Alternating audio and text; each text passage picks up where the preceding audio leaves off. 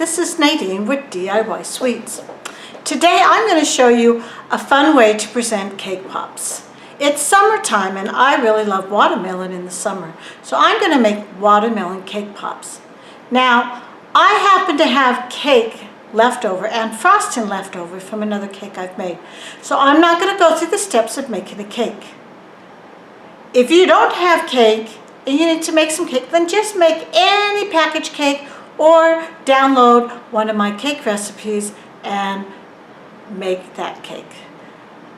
Normally when I make cake pops, I like to do it with ganache instead of frosting, but since I happen to have frosting left over, I'm going to do today's with frosting. So let me show you what we need to do. I have my bowl right here, and I have the leftover cake from the cake that I made. I'm just going to take this cake out, and you want everything to be at room temperature. And as I put it in the bowl, I'm going to break it apart. The finer the crumbs at this point, the better, because eventually we have to break it all down into fine crumbs anyway. So I'm just breaking it apart as I stick it in the bowl.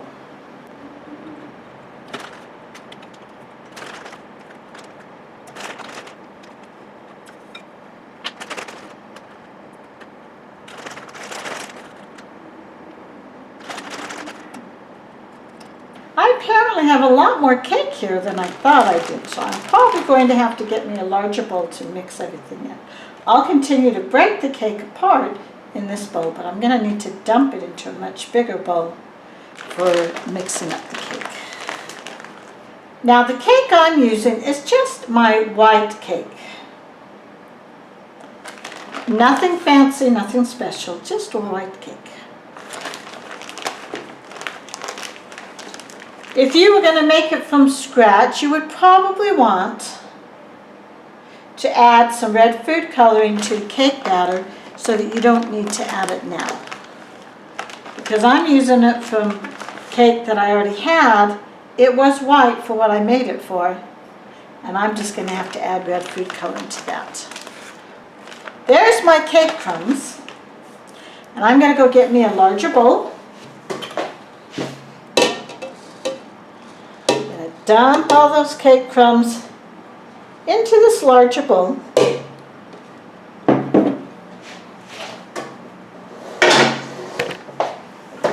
And now what we're going to do is I'm going to start by adding this red frosting. This one's a Swiss meringue buttercream. And if I need more, I will add my white frosting, which is a cream cheese buttercream. Either one will work in this, and either one will mix well with the other. Now I'm just trying to mix my frosting into my cake. I'm pretty sure I don't have enough frosting for the cake, but until I get it all mixed in, I'm going to just work with what I have here. Then I'll add more of the other if I need it. Because you don't want too much frosting. To me, that makes it really too rich. You want just enough to bind. And usually they'll tell you about a half a cup. So this Swiss meringue may be enough. I don't know yet. Eventually, I am going to have to get my hands down in there and really mix it up and break it up and make it into the dough that it's going to be. Right now, I'm just mixing it in. Okay. Now I'm just going to go in with my hands and I mush it together, because this is the only way I can tell if it's got enough of the frosting, if it sticks together.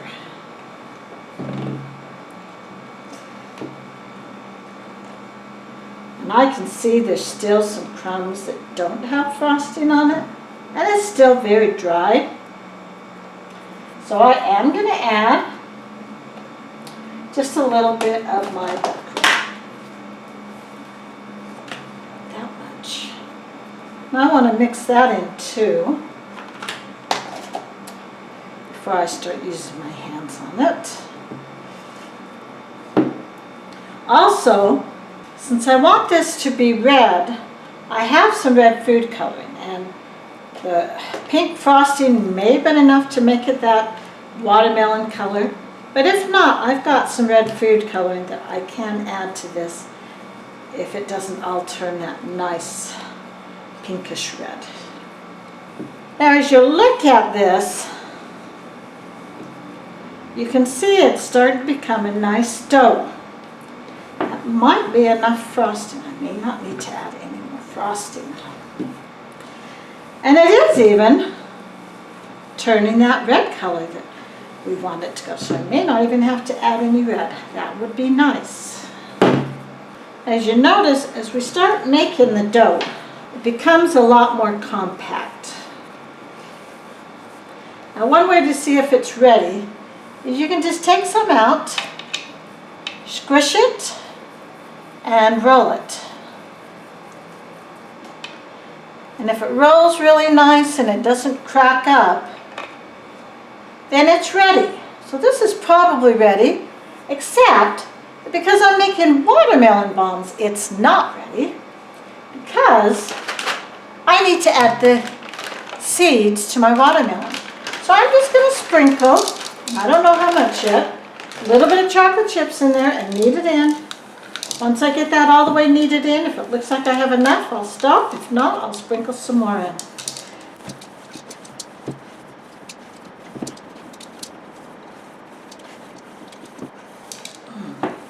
Sprinkle just a tiny bit more in, not a whole lot, just a little bit. Because it really doesn't take a lot.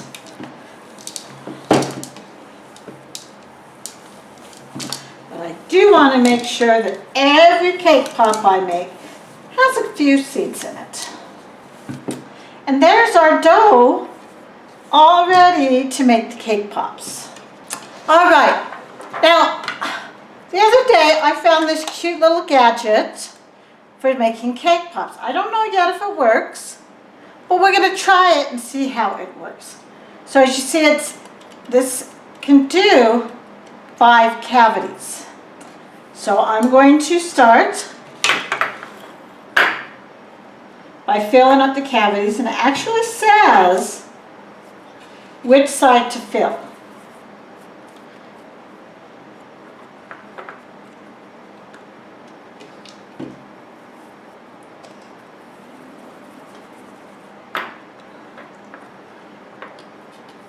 I don't know yet if I'm filling it too full or not. We're going to find that out when we close it up.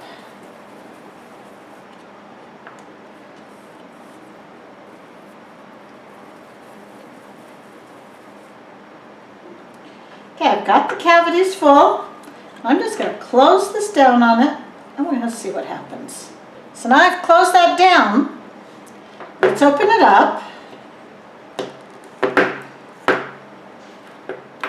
And I'm going to go ahead and I'm going to scrape that excess off. Actually, take this out. Scrape that excess off.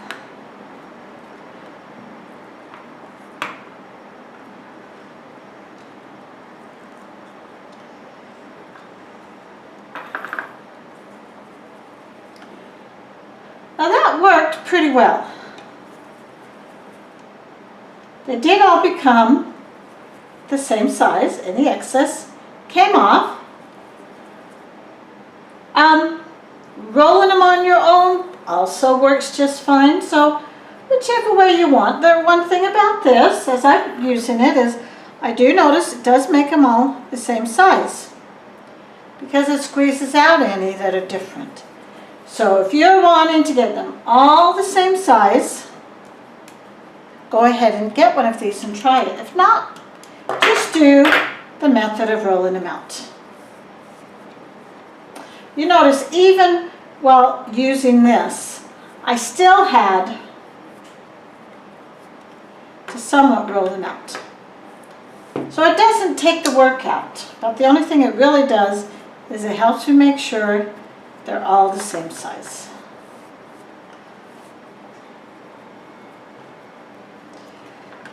So I'm going to go ahead and finish making my cake pops.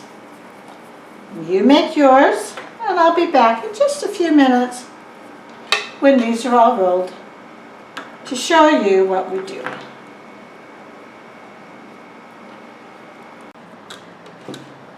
So overall, as I'm finishing this up, I find I really do like this better than rolling it by hand. You just do a basic roll by hand, and then what I've discovered is you close this up, and then you squeeze to get all that excess to come off. And you have to squeeze on each cake pop circle. When you're done, you have cake pops that are basically the same size, and this is so much easier than sitting there and rolling like I have in the past.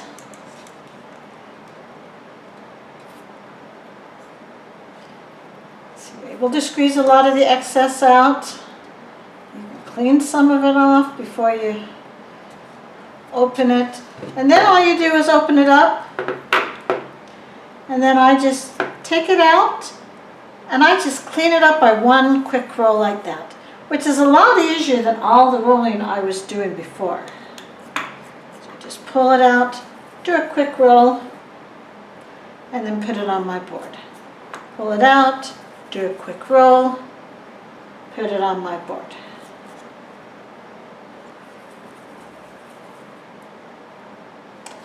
And I might have enough dough left to make one, possibly two, but I think it's only going to make one. So let's combine the last little bit.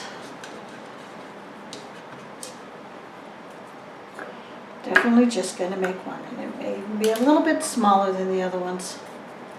So I'm going to put it right there in the center one and just squeeze it out. Now you notice these do have a place where if you wanted to put the lollipop sticks in them, you could do that. I myself find it's not that hard to put them in. So for me, it's not worth it, but you could. All right, we did that.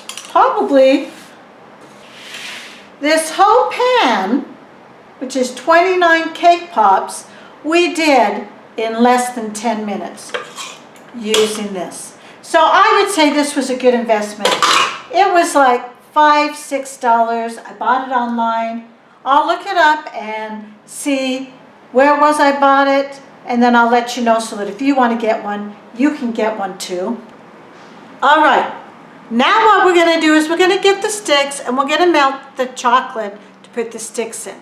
Now, I bought green chocolate for this, but I also have some regular chocolate, and because the seeds are in there that are brown, I would rather dip the sticks in the brown chocolate than in the green that I'm going to coat the outside with, so that when you bite into it, you might see a little bit of brown and you go, oh, that's a seed, instead of seeing the bright green in the middle of my watermelon. So let me get the sticks, gonna melt the chocolate. Isn't gonna take a lot of chocolate. I'll show you how much chocolate, and then we'll be ready to dip the sticks into our watermelon pops. All right, here is my chocolate, and here is the container that I'm gonna melt the chocolate in. Obviously, I don't need a whole lot, so I'm just gonna put about that much in, and that's it. Now I'm gonna go stick this in the microwave to melt it. Now we don't want to burn the chocolate, so I'm going to stick it in for like 15 seconds. Well, the first time I'll stick it in for half a minute, and then after that I'm going to check it about every 10 to 15 seconds. So when this is melted in the microwave, I will come back and I'll show you how we do dip the sticks onto our cake pops. I melted our chocolate. I first did it for like 15 seconds. I first did it for 30 seconds, and then I added an extra 15, and with that, I got it melted enough. And because I'm going to be dipping sticks in it anyway, I just stirred it with one of the sticks. Now here's what we do to do our chocolates. You just dip that stick in there, and then poke it in to our watermelon like that. Again, just dip the stick in there, poke it into our cake pop. And you want to poke it at least 3/4 the way through, because you don't want it falling off. You don't need to poke it all the way through, but you want it 1/2 to 3/4 the way through. So I'm going to go ahead and dip all these, and then we'll be back to show you what we do. All right. Now all I want to do is make sure my sticks are directly sticking up. If any of them are at an angle, I want to adjust the cake pop so that that cake is sticking straight up. And the reason I want to do that is when I stick it in my cake pop stand, I would like them all to be upright. We're going to go ahead and stick this in the refrigerator. We want both the cake pops, because they have buttercream, which has butter, and it's a butter cake, so it also has butter, and the chocolate to become hard. And not hard like stale, but hard as in the butter is set up and the chocolate is set up. So this needs to sit in the fridge for about an hour. So in about an hour, we will be back, and we will melt some green chocolate, and I'll show you exactly how we dip and make our watermelon pops. These have chilled. These have chilled for about an hour, and they're nice and set up. What we're going to do now is we're going to dip these cake pops into this chocolate. And I've already prepared the chocolate. I just went ahead and used a stick to stir it. Now, this will start cooling down, and I'll have to remelt it. But I want to get as many dipped as I can while it's still hot. So what I'm going to do is I'm going to take the cake pop, and I'm just going to dip it in there and then turn it right side up. One thing I want to make sure is that all of the cake pop is covered, including the bottom of the stick. I want to try to get all of the extra chocolate off of this. Now these cake pops are quite cold, so it doesn't take a whole lot. When I'm able to hold this up like this and none drips down, then I know it's ready to stick into this styrofoam board. Okay, so it's stuck into the styrofoam board so that it can harden. So I'm just going to repeat that step. Dip this in, lift it out, let the excess chocolate come off, and by tapping it, I'm able to get that chocolate to come off faster. Also, by slowly turning it, because the cake pop is cold, I do get it to set up and have a smoother finish. Again, I just want to hold it like this for a minute, and it looked like there's still some that was ready to drip, so I'm going to tap it some more. As soon as I know that no more is going to drip down, I'm ready to put it in my styrofoam. So I'm going to keep doing this till I have all of my cake pops dipped.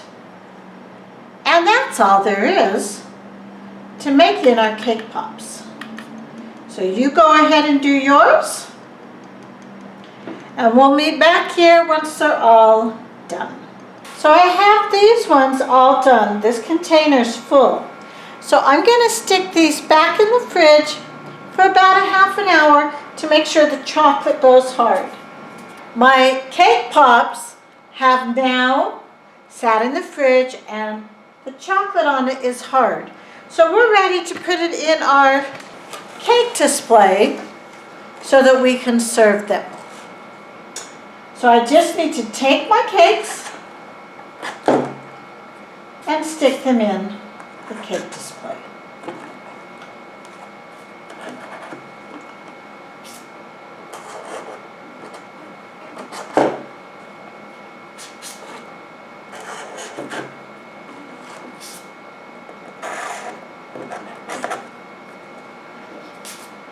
Now this cake display is just a very cheap cardboard cake display.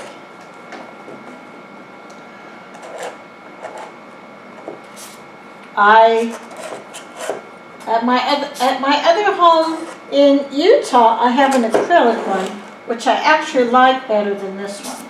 But I did want a way to display these, so I did get this cheap cardboard one so that I could display these cake pops. I also could have just covered this up with cloth and used this, or even just served it on the styrofoam if I wanted that way. So there's many ways you can display your cake pops.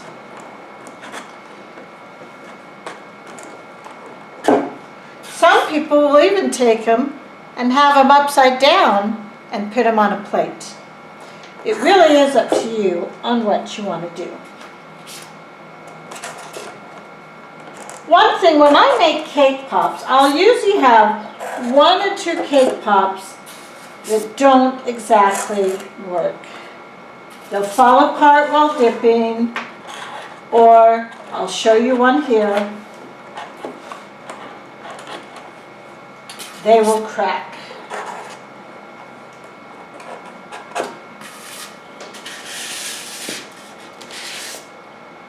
And when that happens, you just don't use that one. And so I always, if I have to make a certain number, make a few extras to make up for the ones that crack or fall apart. Here is our cake pop display. This is the one that I was telling you I had one that cracked. You'll see that it cracked. So I'm going to take this one and I'm going to cut it so you can see just how it looks on the inside. So if I cut this open, you can see that it looks like a watermelon. This is Nadine with DIY Sweets. And here is our watermelon cake pops. Make some this summer and share with your friends. They'll think it's cute and they'll love it. And yes, it does taste yummy. This is Nadine with DIY Sweets. Enjoy and happy baking.